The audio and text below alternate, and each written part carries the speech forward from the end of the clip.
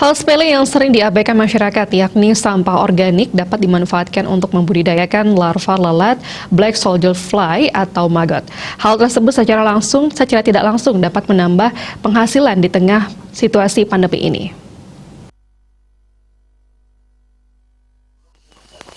Guna mengurangi volume sampah organik yang ada, berbudidaya maggot merupakan salah satu solusi efektif. Maggot adalah organisme yang berasal dari larva black soldier FLY atau BSF. Selain mengurangi keberadaan sampah organik, maggot efektif digunakan sebagai pakan ternak seperti pakan ternak ikan, ayam, burung, dan sebagainya.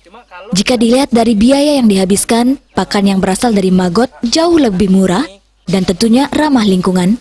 Di Bali, minat masyarakat dalam berbudidaya maggot kian meningkat.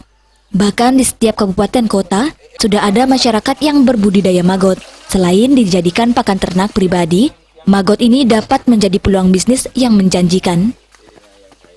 Karena maggot ini adalah salah satu hewan yang mempunyai nutrisi tinggi. Yang kandungan nutrisinya itu kurang lebih sampai 45% kandungan nutrisinya.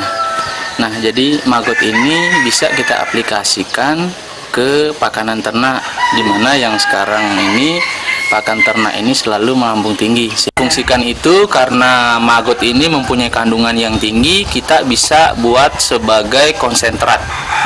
Jadi bahan dasarnya maggot, nah campurannya itu sesuai dengan kandungan-kandungan nutrisi yang dibutuhkan pakan ternak.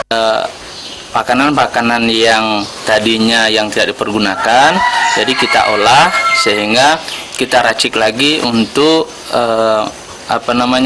menarik lalat BSF datang dan bertelur.